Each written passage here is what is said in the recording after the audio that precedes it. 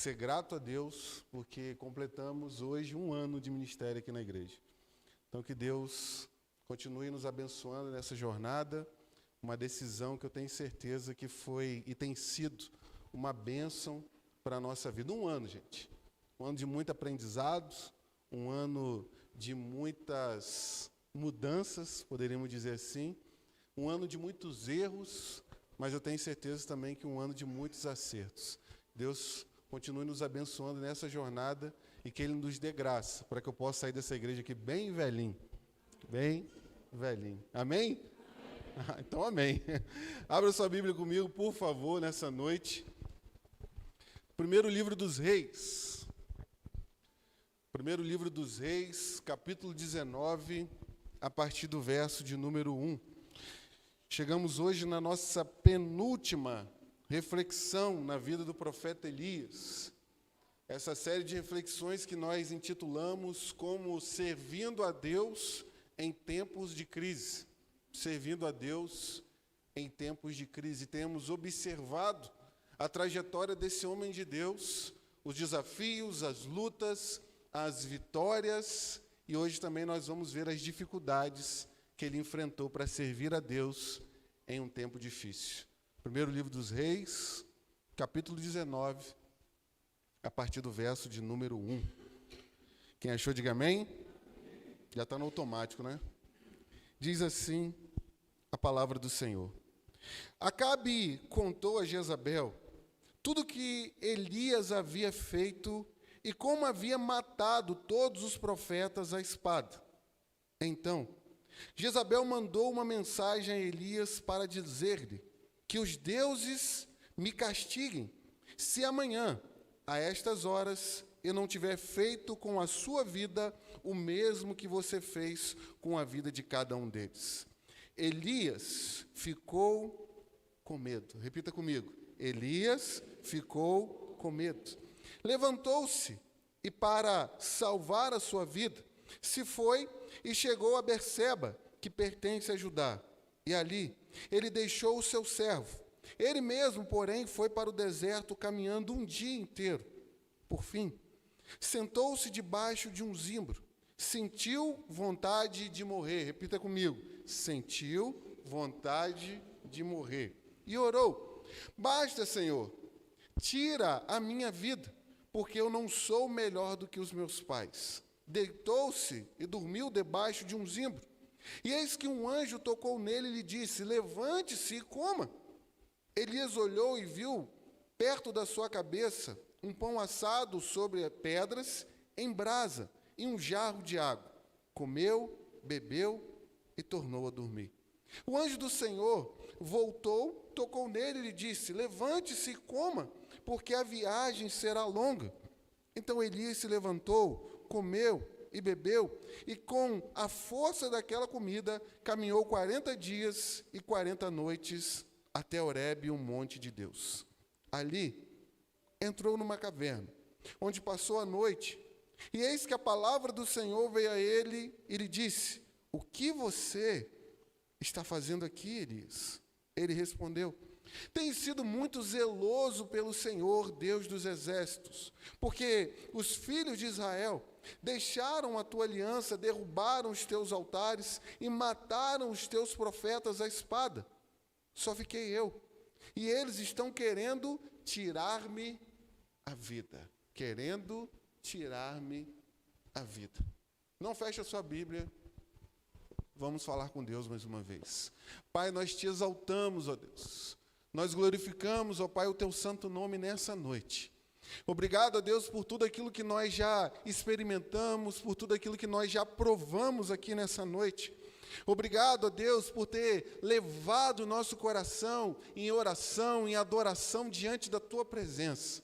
Pai Santo, nós temos a convicção que o Senhor e a tua presença se faz presente, Deus, nesse lugar.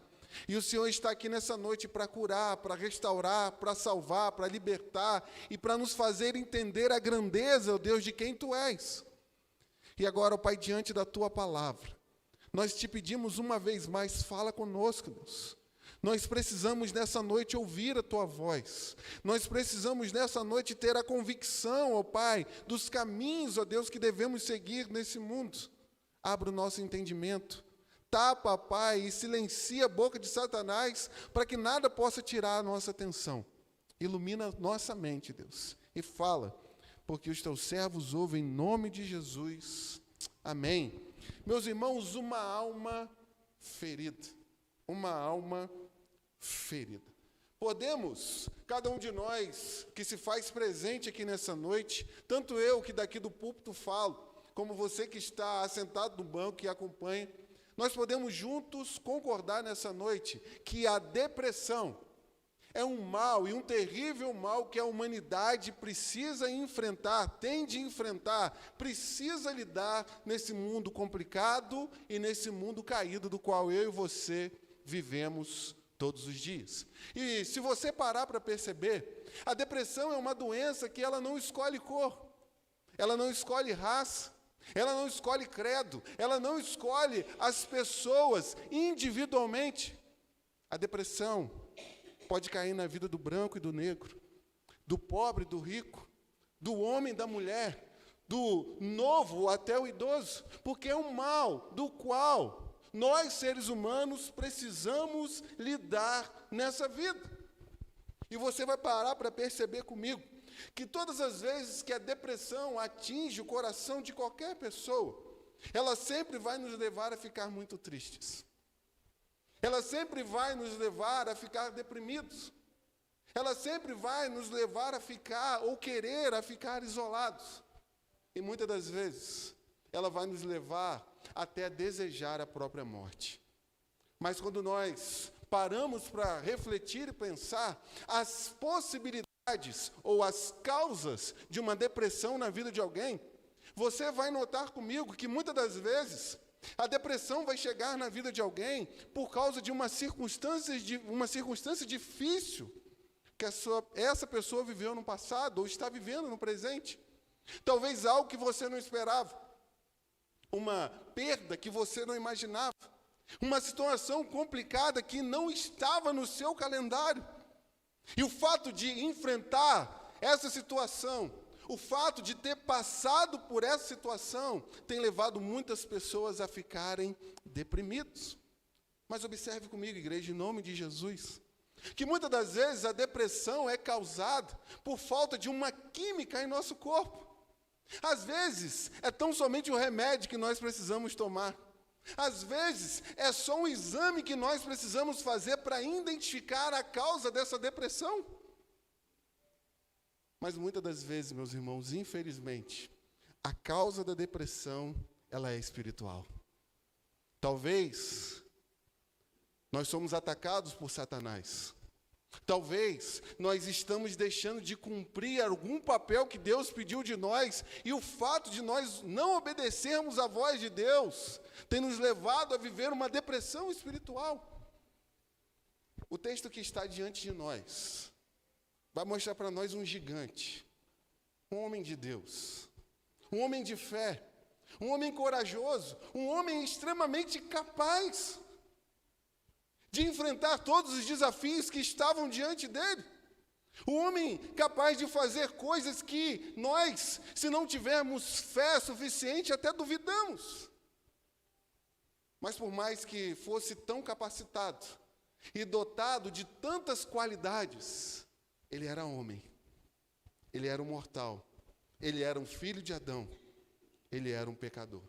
E eu e você observamos nessa noite o profeta Elias, deprimido, desanimado e desejando a sua morte. Desejando a sua morte. Diante disso, meus irmãos, e diante dessa realidade, eu e você observamos no domingo passado, quem está comigo, diga amém. Quando vocês ficam em silêncio, eu já fico preocupado. Nós observamos juntos na semana passada que o profeta Elias tinha convicção no seu coração de que Deus é o seu Deus e que o Deus do qual ele servia era um Deus que cumpre as suas promessas. E o fato de ter essa certeza, essa convicção de que Deus de fato cumpre as suas promessas, e com base nisso, levou Elias a tomar 3 atitudes. E nós aprendemos junto aqui, nós juntos como igreja aprendemos que Elias estava extremamente ligado com quem? Com Deus, conectado com Ele. E por causa disso, ele tinha capacidade de perceber a vontade de Deus e o cumprimento das promessas.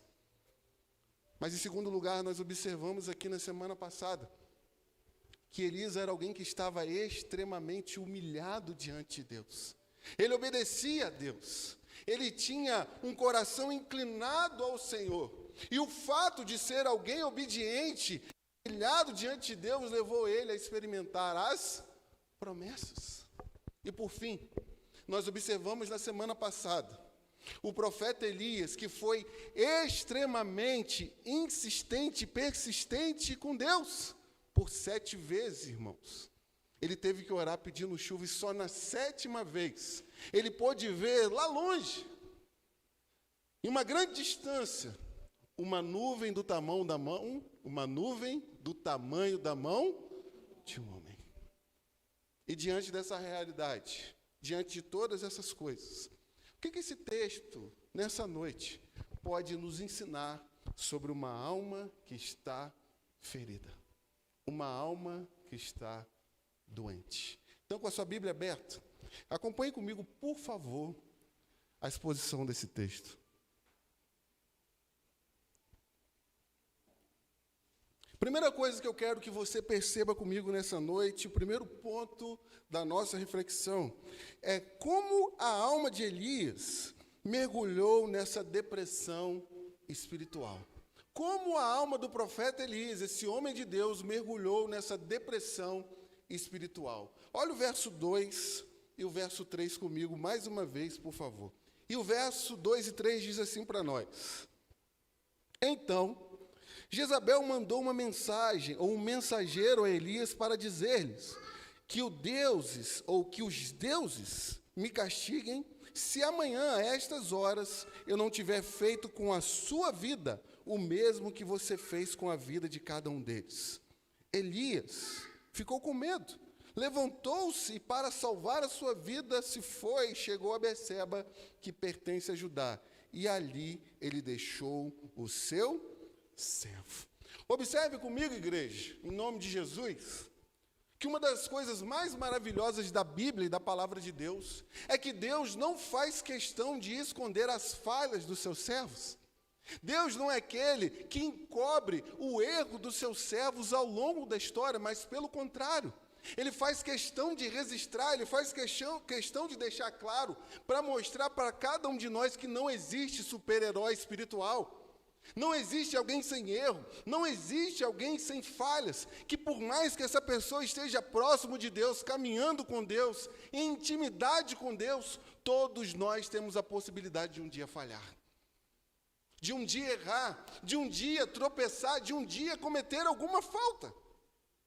Deus não fez questão de esconder as mentiras de Abraão.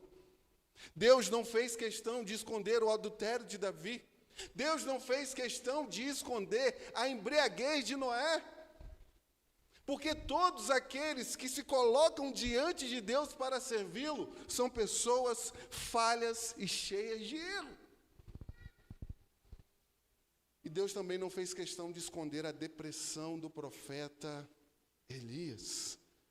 E diante disso, o que nós podemos aprender nesse primeiro ponto? Primeira lição: Elias tirou os olhos de Deus e fixou os olhos nas circunstâncias que estavam à sua volta.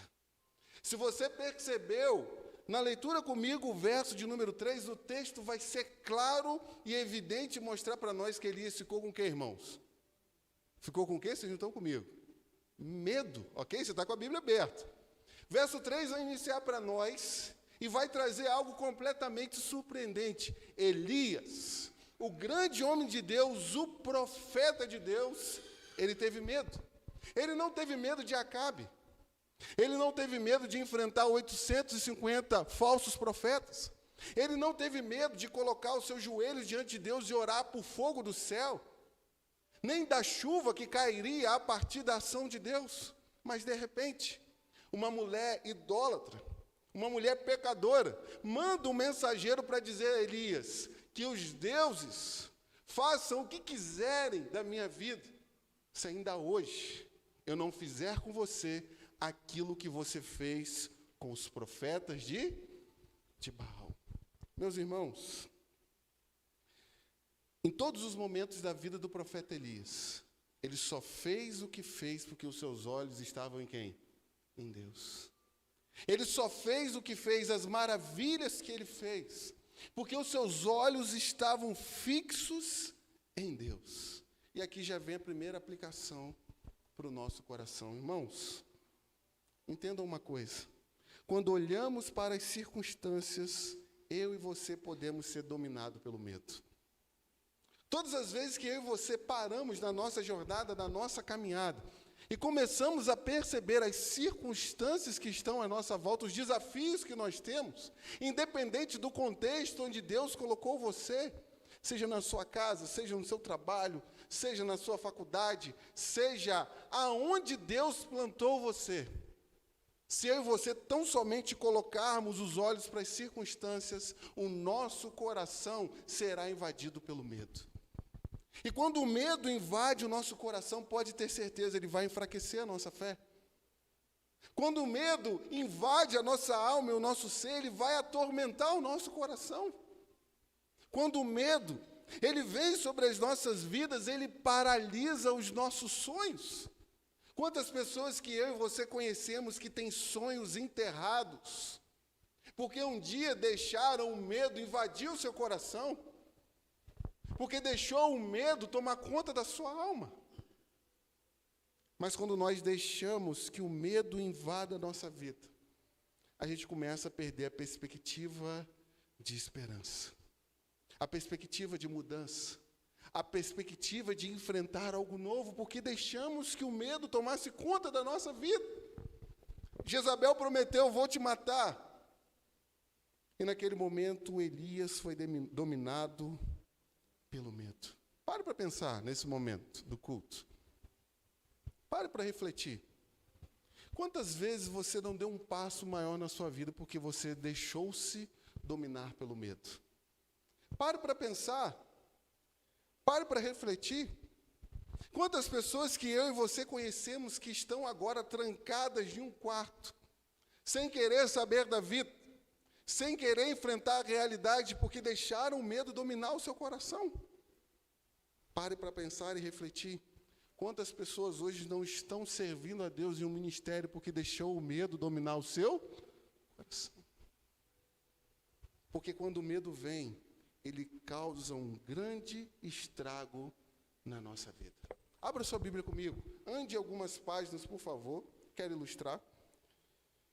No segundo livro dos Reis, capítulo 6. Segundo livro dos Reis, capítulo 6.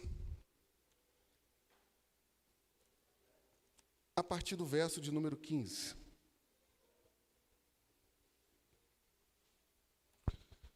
Segundo Reis, capítulo 6, a partir do verso de número 15. Meus irmãos, qual que é o contexto dessa passagem? Elias já havia morrido e quem estava servindo a Deus no meio daquela geração agora era Eliseu. E Eliseu estava trazendo um grande problema para o rei da Síria. Por quê? Todas as vezes que o rei da Síria planejava algo para destruir Israel, Deus revelava aquilo que iria acontecer para Eliseu, e ele contava para o rei de Israel. E todos os planos do rei da Síria foram sendo frustrados sucessivamente. De repente, angustiado e até pensando que havia um traidor entre eles, alguém disse para o rei da Síria: é o profeta. É o homem de Deus que está em Israel, que está revelando tudo para o rei. E o rei toma uma decisão: vá lá e destrua esse homem. Vá lá e acaba com a vida desse homem. E o texto, a partir do verso 15, diz assim para nós: o servo do homem de Deus levantou-se bem cedo, o homem de Deus aqui é Eliseu, levantou-se bem cedo, e ao sair, eis que tropas, cavalos e carros de guerra haviam cercado a cidade. Então o moço disse a Eliseu: ai, meu senhor, que faremos? Ele respondeu: não tenha o que, irmãos? Não tenha medo. porque são mais os que estão conosco do que os que estão com eles. E Eliseu orou e disse: Senhor, peço-te que abra os olhos dele para que veja. O Senhor abriu os olhos do moço, e ele viu que o monte estava cheio de quê, irmãos? De cavalos e carros de fogo ao redor de quem? De Eliseu. Ao redor de Eliseu. Enquanto aquele menino estava olhando para as circunstâncias com medo, Eliseu estava olhando para as circunstâncias com fé. Com fé. E muitas das vezes, meus irmãos, eu e você entramos em situações complicadas e até de depressão, porque não olhamos as circunstâncias com os olhos que Deus nos concede, que é os olhos da fé. Mas deixamos que as circunstâncias dominem o nosso coração de medo. 2 Timóteo, capítulo 1, você não precisa abrir, verso 6 e verso 7. O apóstolo Paulo estava fechando a porta do seu ministério. Essa é a última carta que ele havia escrito. A situação estava ficando complicada. Nero, depois do incêndio de Roma, estava perseguindo todos os cristãos e tirando a vida deles. E todos do reino entendiam que o líder do cristianismo naquele momento era Paulo, então ele era o próximo a morrer. E diante dessa dificuldade de pessoas morrendo, pessoas abandonando a fé, Paulo escolhe uma pessoa para passar a tocha. E essa pessoa se chama Timóteo. E de repente, Paulo percebe que Timóteo estava com medo da circunstância. Timóteo estava apavorado, não só pelo fato de pessoas estarem morrendo, mas pelo fato de ter que substituir o apóstolo Paulo.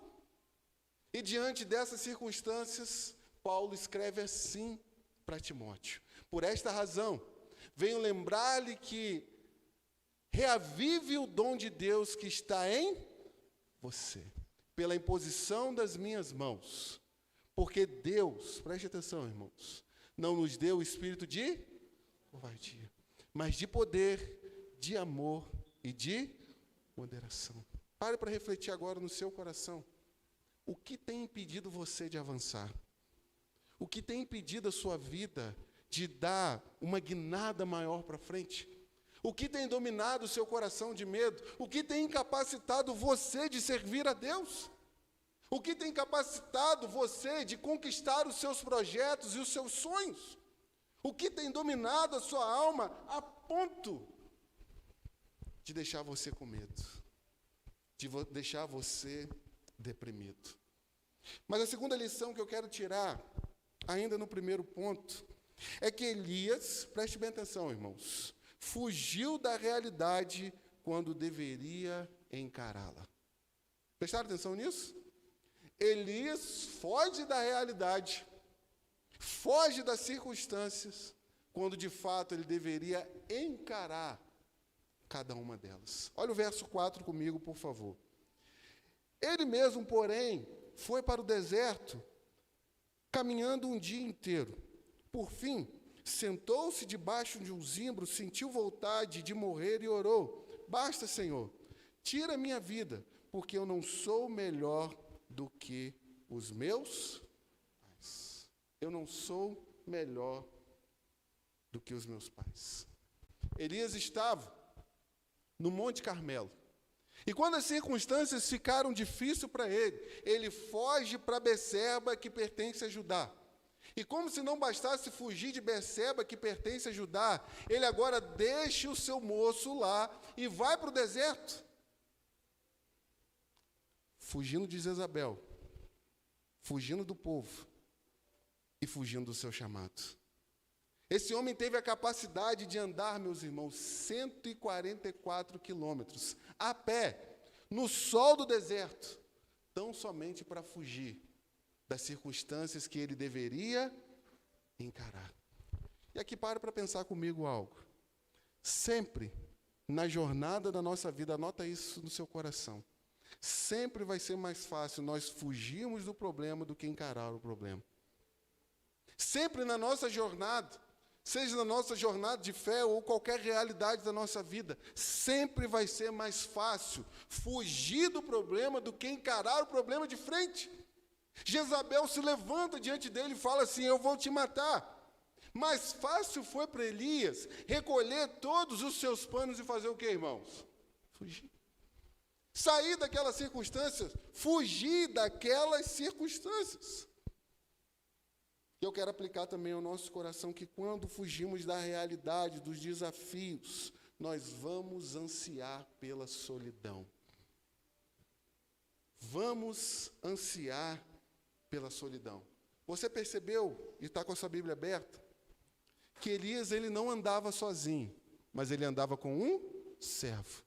A primeira coisa o que ele fez quando ele queria fugir da realidade foi o quê, irmãos? Abandonar o seu servo.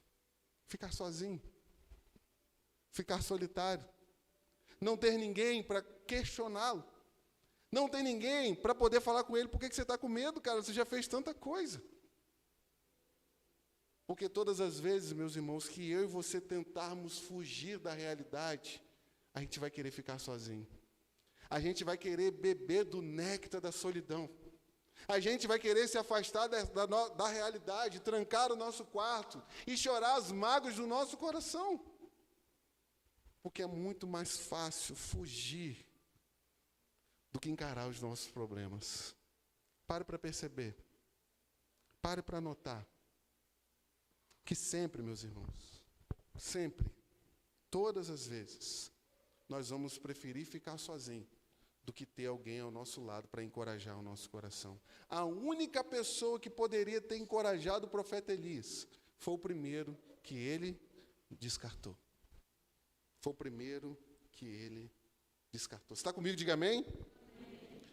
Observe comigo a terceira lição que nós tiramos.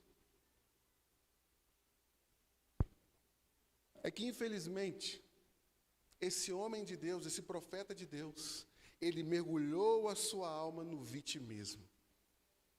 Ele mergulhou a sua alma no vitimismo. O verso 4 vai dizer que ele queria morrer. O verso 9 vai mostrar para nós as seguintes palavras. Ali ele entrou aonde, irmãos? Numa caverna. Ali ele entrou numa caverna onde passou a noite, e eis que a palavra do Senhor veio a ele, e lhe disse: o que você está fazendo aqui, Elias? Agora preste atenção na resposta dele. Ele respondeu: tenho sido muito zeloso pelo Senhor, Deus dos exércitos, porque os filhos de Israel deixaram a tua aliança, derrubaram os teus altares e mataram os teus profetas à espada. Só eu fiquei. E eles estão querendo tirar a minha vida. Preste atenção, que todas as vezes que eu e você entramos na realidade de sentir pena de nós mesmos, a gente vai começar a mentir para o nosso próprio coração. A gente vai começar a fazer alguns exageros. A gente vai começar a aumentar os problemas que nós estamos vivendo. Nós vamos começar a dizer que eu estou sozinho. Não tem ninguém comigo, não tem ninguém do meu lado, não tem ninguém que possa percorrer essa jornada comigo. Nós vamos começar a dizer que ninguém nos ama, que a gente faz tudo sozinho e ninguém reconhece aquilo que nós fazemos, que a gente pode dar o nosso máximo, mas ninguém consegue perceber e elogiar aquilo que fazemos. Nós vamos começar a dizer que a situação não tem jeito, não tem solução. E mais do que isso, não sei se você já viveu essa experiência. Eu e você vão começar a dizer: todo mundo está me perseguindo. Todo mundo está contra mim. Os olhos do mundo estão voltados contra a minha pessoa. Sabe por quê, irmãos? Porque nós, muitas das vezes, entramos no vitimismo. E começamos a sentir muita pena de nós mesmos.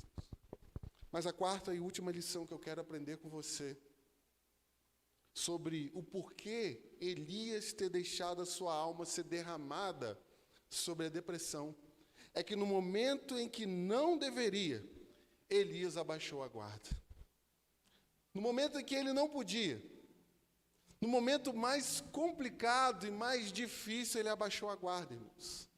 E o texto vai dizer para nós, se você percebeu toda essa trajetória, que Elias havia envergonhado os profetas de Baal. Elias havia matado os profetas de Baal. Ele havia provocado a fúria da rainha Jezabel. E pare para notar, quem está por trás de todas essas coisas? Satanás. Ele estava no meio de uma guerra espiritual, no meio de uma batalha espiritual, e talvez não se apercebeu que teria algo contrário à sua vida. Irmãos, em nome de Jesus, igreja, entenda isso. Vida espiritual não é brincadeira. Vida espiritual é séria. Às vezes a gente para e às vezes não nota o quanto é sério nós colocarmos a nossa vida para servir ao Senhor. Talvez pareça simples vir aqui toda semana e pregar um sermão. Talvez pareça simples vir aqui toda semana e louvar e conduzir a igreja em adoração, mas nós estamos no meio de uma batalha espiritual. Ninguém sabe o que acontece na nossa alma. Ninguém sabe as lutas que temos internamente. Ninguém sabe o quanto de tentação que a gente precisa enfrentar, porque isso aqui é sério, irmãos. Vida cristã é séria. Se você faz algo positivo para Deus, você pode ter certeza, você virou um alvo claro e evidente para o inferno. E no momento em que Elias precisava compreender isso, ele abaixou as suas guardas. Agora, pare para pensar comigo, irmãos, aqui uma nota de rodapé. A quebra de expectativa. Porque a pessoa está no auge. O fogo caiu do céu, choveu, os profetas de Baal foram mortos. Qual que é a perspectiva do profeta agora? Agora o povo vai se render ao Senhor, vai tirar essa rainha do trono, mas de repente nada disso acontece. E toda aquela expectativa que nós temos, ela vai abaixo. Mas o apóstolo Paulo ele vai dizer, em Efésios capítulo 6, verso de número 13, por isso aqui não é só para mim, isso aqui não é só para o ministério de louvor, isso aqui não é só para quem está à frente da igreja, mas para todos nós. Por isso, peguem toda a armadura de Deus, para que vocês possam resistir no dia mau, e depois de terem vencido tudo, abaixar a guarda. Depois de terem vencido tudo, ir descansar. E depois de terem vencido tudo, guardar a espada, esconder o escudo e esquecer que você está numa batalha. É isso que ele está dizendo aí no texto. E depois de terem vencido tudo, permaneçam firmes, constantes, sabendo que o diabo está em nosso derredor, bramando como um leão, procurando aquele que ele possa tragar. No momento mais importante, Elias não se apercebeu. 2 Samuel, não precisa abrir não. Capítulo 11, a partir do verso de número 1. Eu quero ler esse texto com vocês. Olha o que esse texto diz para nós. Vamos lá juntos? Vocês despertarem aí. Decorrido um ano, no tempo em que os reis costumavam sair para a guerra, Davi enviou Joabe, seus oficiais e todo Israel. Eles destruíram os filhos de Amon e sitiaram a cidade de Rabá. Mas Davi ficou em... Vira agora o próximo texto. Uma tarde, Davi se levantou do seu leito e andava passeando no terraço do palácio real. Dali viu uma mulher que estava tomando banho, e ela era muito... Perceberam? No tempo em que todos os reis estavam onde, irmãos? Aonde? Na batalha. Na guerra, lutando, pelejando, batalhando. Enquanto estava todo mundo na guerra, o rei, ao invés de estar lá em batalha, atento, o que ele estava fazendo? Passeando no seu palácio. Desatento. Distraído. Talvez descansando de tantas lutas que, se você olhar o capítulo 10, o capítulo 9, o capítulo 8, vai mostrar tantas vitórias que Davi teve. E, de repente, depois de tantas vitórias, Davi chega à conclusão: é hora de relaxar. É hora de ficar distraído. É hora de sentar no sofá, ligar a Netflix e esquecer que você está numa batalha. Não, meus irmãos, que você não deve fazer isso. Deve sim. Mas não existe um momento da nossa caminhada cristã que a gente pode abaixar as armas. Não existe um momento da nossa caminhada cristã que a gente pode se esquecer que eu e você estamos no meio de uma batalha espiritual. Uma batalha séria. Elias abaixou a guarda quando ele não deveria abaixá-la. E por isso teve que experimentar uma profunda depressão espiritual. Mas o segundo ponto da nossa reflexão, não só como, e você se apercebeu, Elias se deixou levar ao ponto de mergulhar numa depressão espiritual. Mas perceba comigo, como Deus tratou a alma do profeta. Como Deus resolveu o problema de Elias. Como Deus tratou o coração desse homem que estava mergulhado em trevas tão profundas a ponto de querer a sua morte. Olha comigo aí, por favor, igreja. O verso 5 a 8. 5 a 8. Deitou-se e dormiu debaixo de um zimbro. E eis que um anjo tocou nele e lhe disse: levante-se e coma. Elias olhou e viu perto da sua cabeça um pão assado sobre pedras, em brasa, em um jarro de água. Comeu, bebeu e tornou a dormir. O anjo do Senhor voltou, tocou nele e disse: levante-se e coma, porque a viagem será longa. Então Elias se levantou, comeu e bebeu, e com a força daquela comida, caminhou 40 dias e 40 noites até Horebe, um monte de Deus. Se você notou comigo na leitura, ali estava Elias, completamente abalado, completamente triste, desanimado com a realidade da vida e daquilo que ele estava enfrentando, querendo a morte, desistindo de tudo. E se a gente voltar a fita um pouco da história, para perceber, irmãos, quantas coisas esse homem viveu até aqui. Quantas experiências com Deus. Quantos momentos maravilhosos. Filho da viúva ressuscitando. O ribeiro de Querite dando o sustento para ele. Os corvos alimentando ele por um grande tempo através de pão e água. Mas ali está esse homem, um gigante, querendo a sua morte. Mas a primeira lição que nós tiramos aqui de como Deus tratou o coração desse homem é que muitas vezes, meus irmãos, eu e você na jornada vamos ter que descansar e aguardar a provisão de quem? De Deus. Eu e você vamos ter que descansar no Senhor e aguardar tão somente observar o agir de Deus nas nossas vidas. Sabe?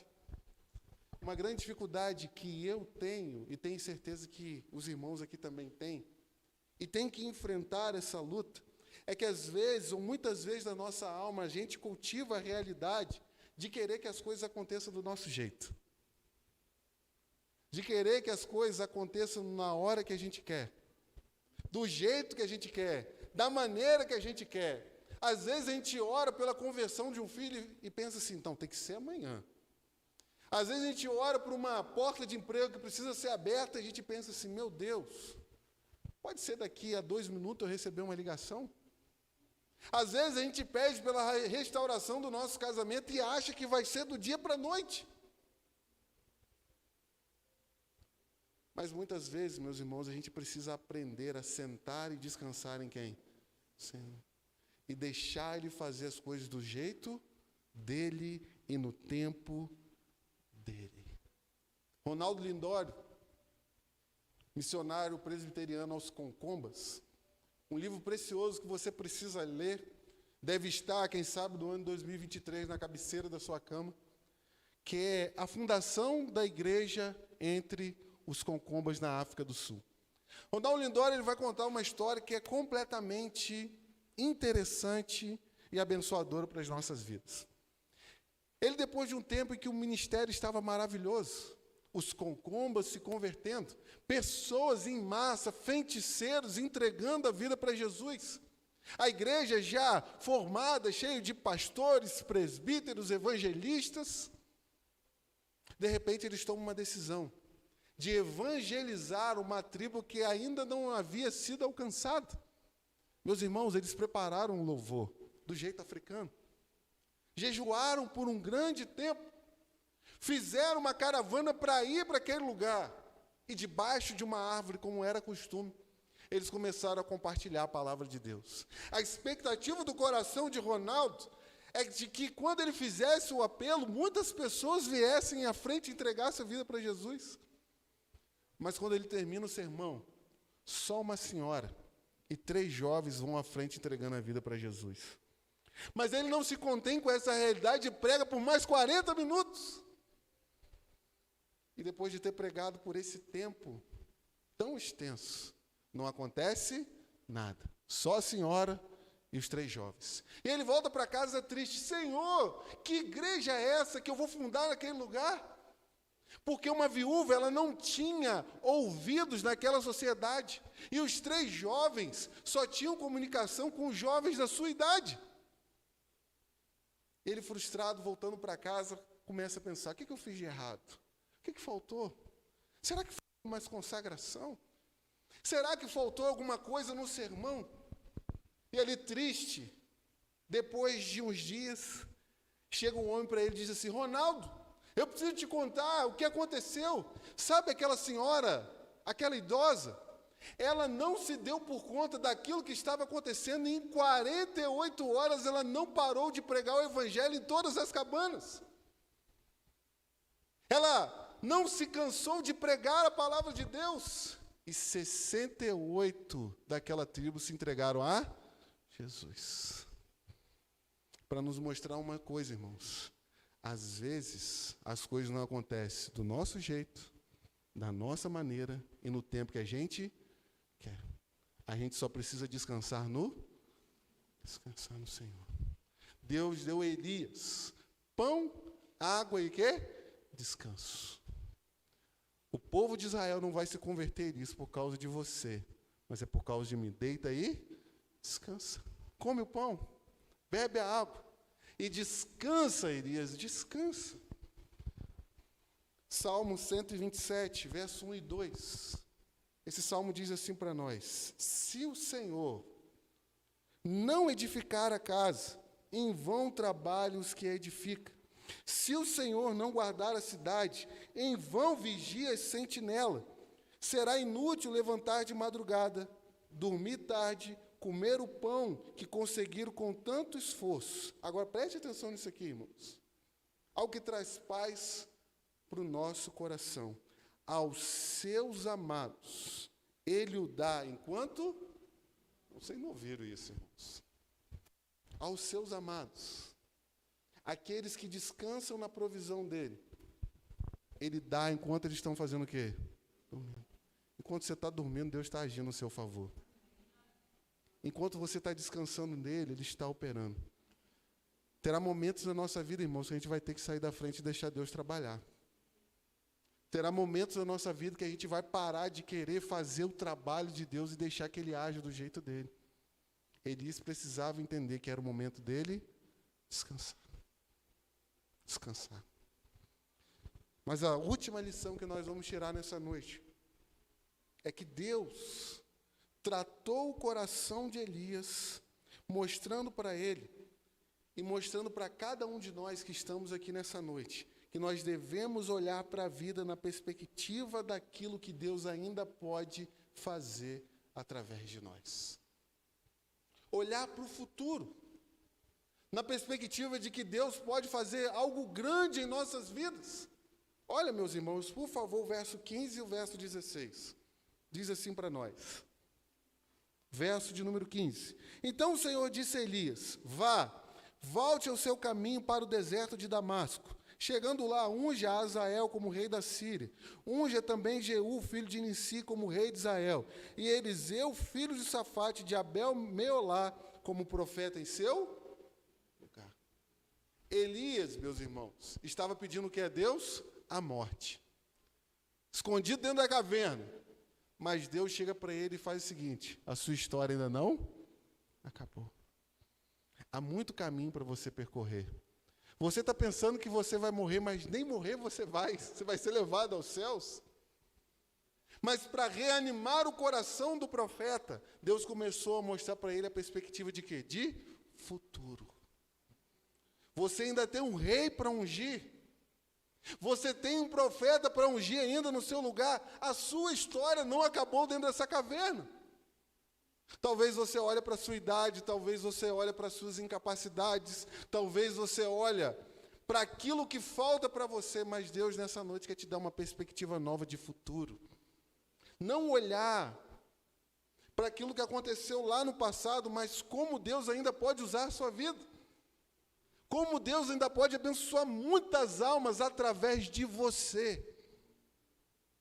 Porque muitas das vezes a gente só vai sair da depressão espiritual quando a gente começar a olhar aquilo que Deus ainda pode fazer através de nós. E eu quero terminar. Vamos ficar de pé para a gente orar? Terminando com 3 aplicações para o nosso coração.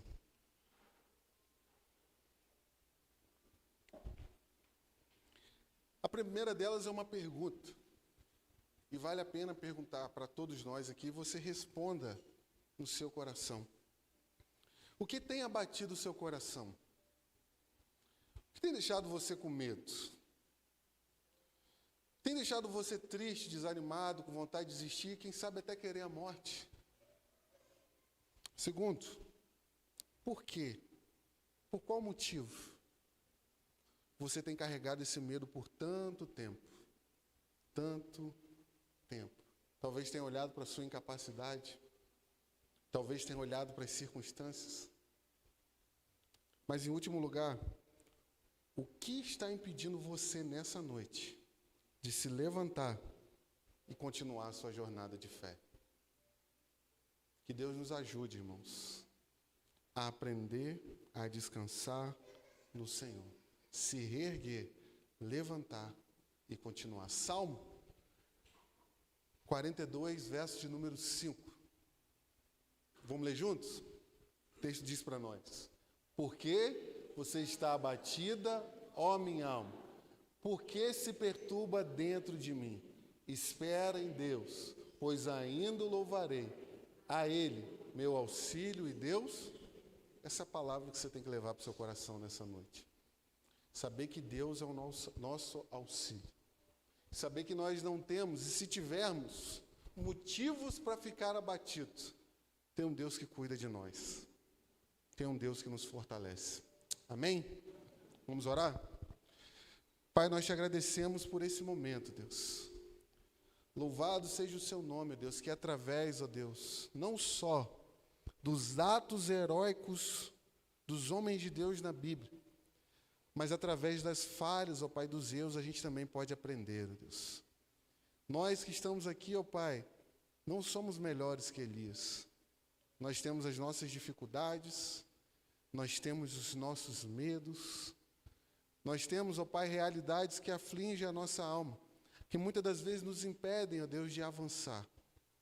Mas nessa noite nós queremos te pedir, ó Deus, um coração que aprende a descansar no Senhor. Um coração que aprende, ó Deus, a depender do Senhor. Um coração, ó Deus, que aprende a olhar, ó Deus, para a realidade, ó Deus, não com medo, mas saber que o Senhor está conosco. Nessa hora nós queremos colocar a nossa vida diante do Senhor, para sairmos daqui nessa noite com a convicção de que o Senhor tem cuidado de cada um de nós. Nos ajude, Deus, nos ajude. É o que nós te pedimos em nome de Jesus. A igreja diz: amém.